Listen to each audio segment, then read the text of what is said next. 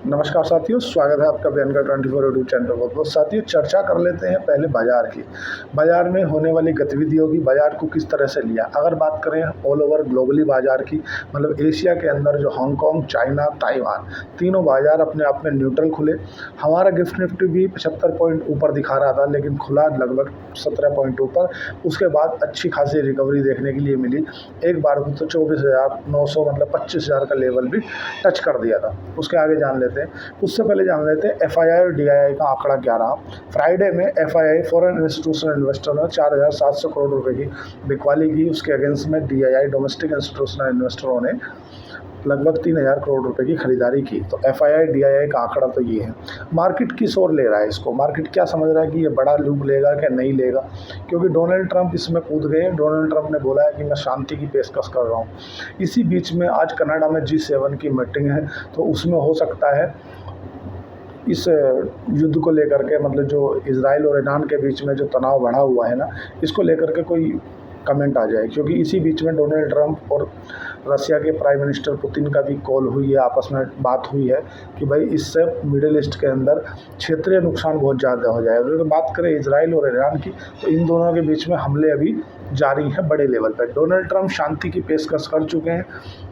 Iran को तुम्हारा Germany, France और यूके, इनकी तरफ से जो ब्रिटेन, इन लोगों की तरफ से, देशों की तरफ से जो समझौते की एक पेशकश की गई थी कि हम न्यूक्लियर पर डील करने के लिए तैयार हैं, आप आ जाओ, तो उसको ईरान ने स्पष्ट इनकार कर दिया है कि भाई पहले आप ये जो युद्ध है ये रुकवाओ, ये जो हाथागोली कर रहे हैं ये रुकवाओ, उसके बाद ही डील होगी।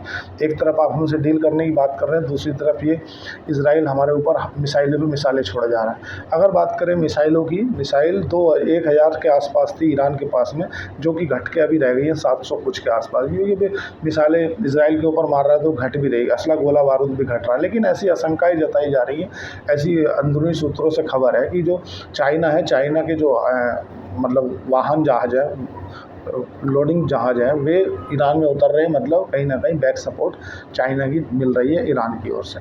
तो इससे एक रास्ता और खुलता है कि जो क्रूड ऑयल का ज़्यादातर जो इंपोर्ट होता है वो रेड सी के माध्यम से होता है। और जिस तरह से ये युद्ध के हालात बने हैं, इसमें रेड सी का रास्ता हो सकता है ईरान बाधित कर दे। अगर ईरान इस रास्ते को बाधित कर देता है तो दुनिया भर का होने वाला लगभग 15% जो क्रूड ऑयल है ना, वो बाधित हो जाएगा। मतलब और देशों में जो लॉजिस्टिक कॉस्ट है वो बढ़ जाएगी, मतलब महंगाई बढ़ जाएगी।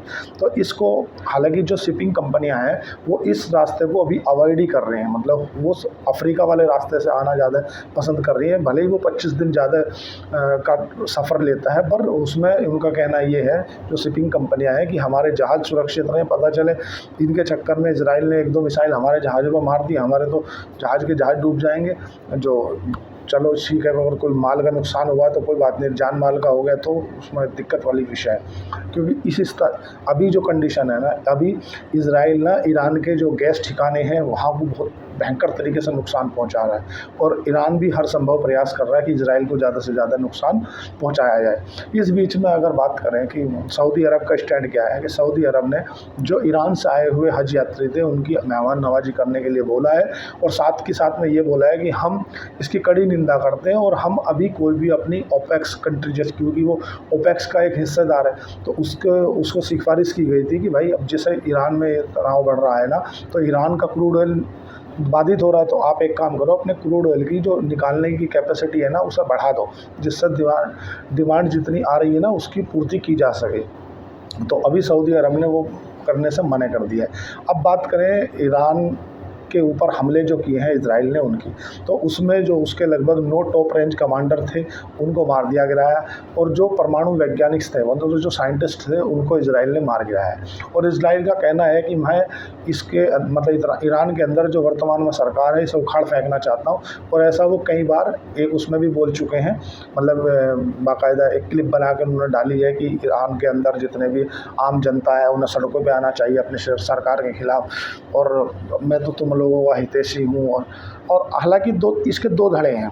पहला धड़ा ये है कि देखो, एक तरफ से ऐसा ईरान मानता है कि अमेरिका इजराइल को सपोर्ट कर रहा है पीछे से, और अमेरिका की तरफ से स्पष्ट ईरान को धमकी दी गई है कि भाई ये ध्यान रखना कि हमारे जो एयरबेस या हमारे जो ठिकाने हैं ना दूसरे देशों में, चाहे सऊदी अरब में हो, चाहे इराक में, ईरान में, ओमान में, चाहे कहीं भी, उन पे आप निशाना नहीं बनाना, मतलब उन्हें नहीं निशाना बनाना।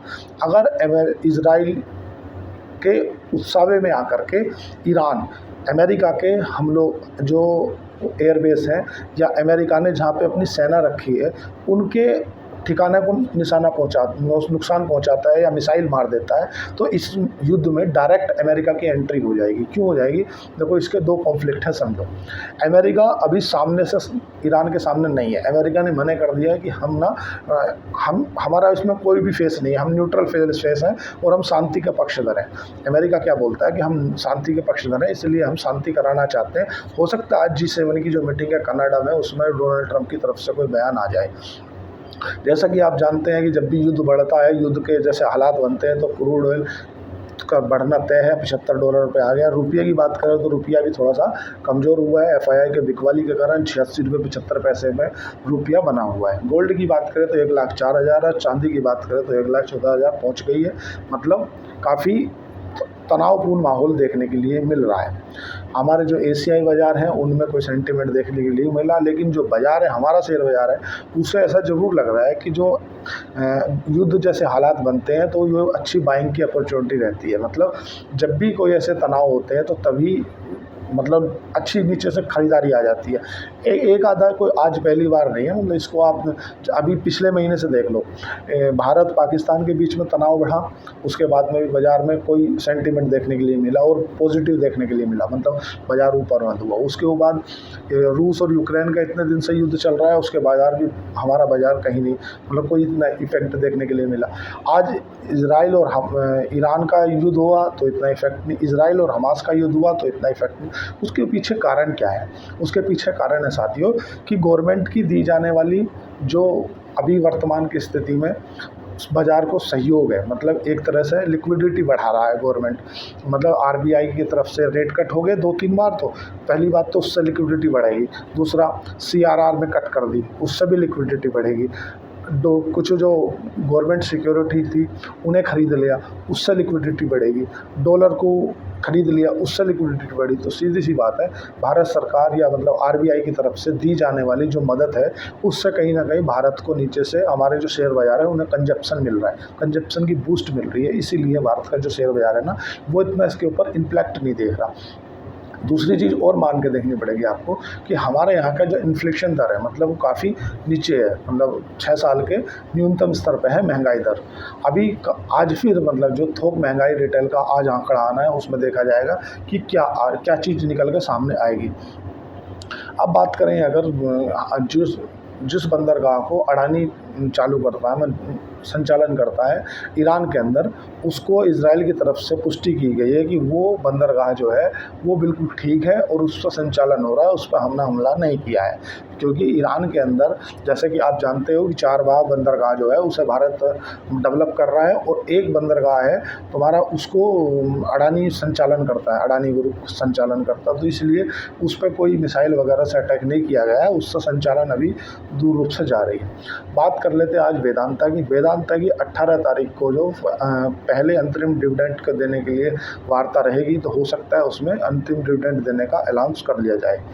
अगर बात करें तुम्हारा एशियन पेंट की, तो एशियन पेंट में आज 85 लाख शेयरों का बल्क डील देखने के लिए मिली है। वो ज़रूर अलग नहीं मानना है, मतलब बल्क डील पे बल्क डील आई जा रही है। बाजार तो पहले ही गिरावट में, ऊपर से बल्क डील आ रही है। एशियन पेंट ने वैसे भी पिछले 2 सालों से अगर देखें ना, अंडर परफॉर्मेंस ही किया है, क्योंकि एशियन पेंट अब ना अपना धीरे धीरे मार्केट खो रहा है। एशियन पेंट जैसे एक समय हुआ करता था कि एशियन पेंट ताजली डिमांड हुआ करती थी, अब एशियन पेंट की जो डिमांड है ना, वो 2-3 तरफ डाइवर्ट हो गई है। मतलब इंडिगो आ गया है, ग्रासिम आ गया है, या और भी जो पेंट से रिलेटेड कंपनियां हैं वो इस ओर आ गई हैं।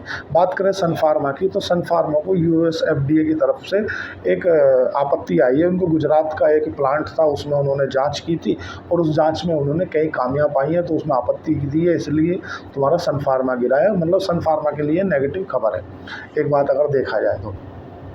अगर बात करें ख़राब क्या रहेगा बाज़ार के लिए, देखो साथियों, सबसे पहली बात जो ख़राब रहेगा ना वो ये रहेगा कि इन दोनों के बीच में युद्ध तक तो ठीक है, ये इस पर मिसाइल मार रहा, वो इस पर मिसाइल मार रहा, बस बात ये आ जाएगी सामने, जो इम्पोर्टेंट बात है कि ये न्यूक्लियर तक ना आ जाए, मतलब ऐसा ना हो कि इजराइल न्यूक्लियर हमला कर दे, ये बाज़ार के लिए बहुत नेगेटिव खबर रहेगी।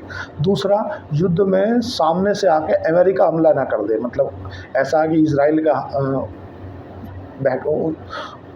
तनाव, इजराइल मिसाइल मार रहा है और इजराइल के उसमें आकर के उसने पता चले अमेरिका के किसी एयरबेस पे हमला कर दिया है, अमेरिका के जो ठिकाने हैं उन पे अमेरिका हमला कर दिया, तो उसमें अमेरिका को युद्ध में कूदने की स्पष्ट चुनौती मिल जाएगी, मतलब अमेरिका युद्ध में आ सकता है। और अगर अमेरिका युद्ध में आता है सामने तो मतलब ये युद्ध बड़ा रूप ले सकता है, क्योंकि जाहिर सी बात है, ऐसा सभी जानते हैं कि अंदरूनी तरीके से चाइना ईरान को सपोर्ट करता है और रूस भी ईरान को सपोर्ट करता है, लेकिन अभी आधिकारिक पुष्टि कोई नहीं कर रहा। डोनाल्ड ट्रंप ने कहा है कि हमारा जो फेस है वो न्यूट्रल है, हम न्यूट्रल हैं, हम इस युद्ध में बड़ा रूप नहीं लेना चाहते, ना हम इजराइल की तरफ है ना आपकी तरफ है, बट हम शांति की तरफ है, हम चाहते हैं कि युद्ध ना हो, हम शांति चाहते हैं, शांति होनी चाहिए। अगर बात करें तुम्हारा ऑल ओवर ग्लोबल की, ग्लोबली संकेत क्या नज़र आ रहे हैं, तो ग्लोबली की अगर बात करें तो हमारे देश को छोड़ करके ऐसे जो देश खासकर ईरान के ऊपर निर्भर हैं उनके लिए ये काफ़ी नेगेटिव खबर है, क्योंकि जिस तरह से ईरान के जो गैस फील्ड पे हमला किया जा रहा है कि वो गैस फील्ड जनरली ईरान के अंदर 80% गैस प्रोड्यूस करती है, मतलब गैस का कंजप्शन होता है, अगर उस पर हमला हुआ मतलब लोगों को गैस मिलनी बंद हो जाएगी, गैस मिलनी बंद हो जाएगी मतलब पब्लिक का गुस्सा फूटेगा, पब्लिक का गुस्सा फूटेगा, पब्लिक कर रही आएगी सरकार को कि भाई आप ये देश के अंदर इतना नुकसान हो रहा है, आप या तो डील करो या तो इसे दुकान को युद्ध को बंद करो। वैसे भी जिस तरह से ये हमले चल रहे हैं उस तरह से एक समय तो ये आना ही है कि भाई देखो 200-250 मिसाइलें एक साथ लॉन्च करता है ईरान, और 1000 जो बैलिस्टिक मिसाइलें हैं, लंबी रेंज की मिसाइलें हैं उसके पास में थी, ऐसा उसका आंकड़ा बोलता है, और 250-300 2-3 बार में लॉन्च कर चुका है, मतलब एक तरह से उसके जो युद्ध के जो वेयर हाउस है उनमें भी थोड़ा सा कम होता जा रहा है जो असला है, उस असले को पीछे से सपोर्ट करने के लिए हालांकि चाइना जैसे देश हैं वो मदद कर रहे हैं, लेकिन इतना भी ज़रूर है कि क्रूड ऑयल ही डिफ़ाइन करेगा।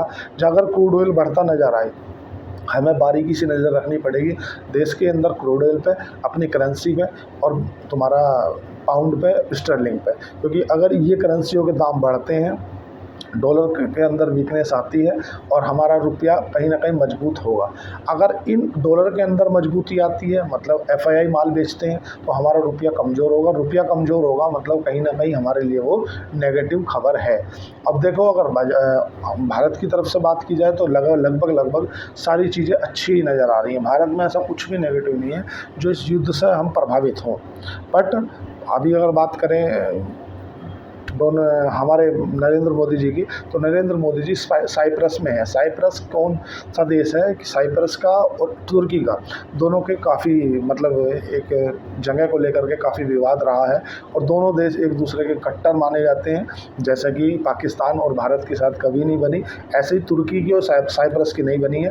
तो अभी साइप्रस में है और तुर्की केवल बैठा बैठा देख रहा है। हो सकता है नरेंद्र मोदी जी कोई उनके साथ डील कर लें, लेकिन अभी देखने लोग जो बात रहेगी वो ये रहेगी कि दोनों देशों की तरफ से क्या प्रतिक्रियाएं आएंगी, उन प्रतिक्रिया से ही डिफाइन होगा कि बाज़ार किस ओर जाएगा, बाज़ार को नीचे की ओर जाएगा या ऊपर की ओर जाएगा।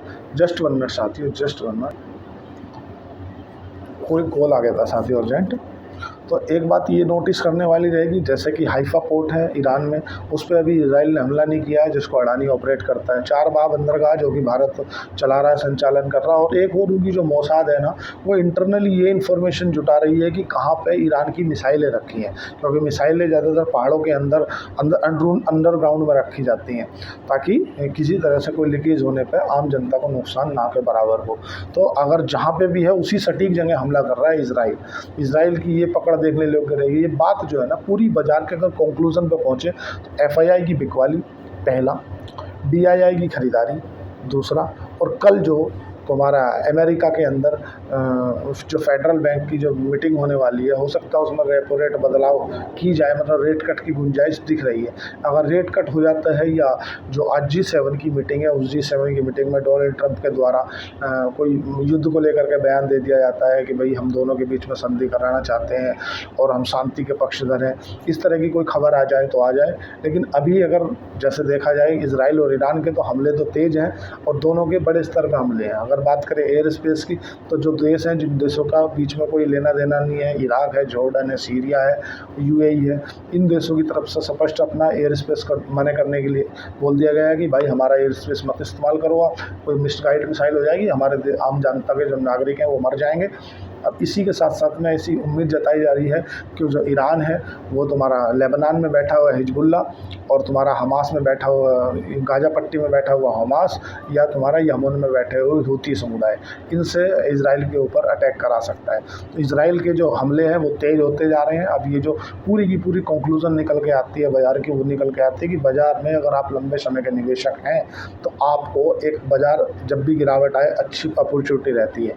अगर आप ट्रेडर हैं, इंट्राडे करते हैं, FNO करते हैं, तो ये बाज़ार में हल्की पोजीशन रखें, ना के बराबर रखें, क्योंकि ज़रूरी नहीं है कि आपको हमेशा ही कुछ करना है। कुछ समय ऐसा होता है कि चुपचाप बैठ कर देखना होता है। जब समुद्र में लहरें आ रही हों, जब समुद्र में ऊंची लहरें आ रही हों, तूफ़ान चल रहा हो, तो ज़रूरी नहीं है कि तुम्हें अपनी नाव लेकर कूदना ही है, मतलब नहीं मैं तो मछली पकड़ूंगा ही। वो समय होता है कि चुपचाप आप बैठो और शांति से, जब तक समुद्र शांत नहीं हो जाता तब तक बैठे रहो।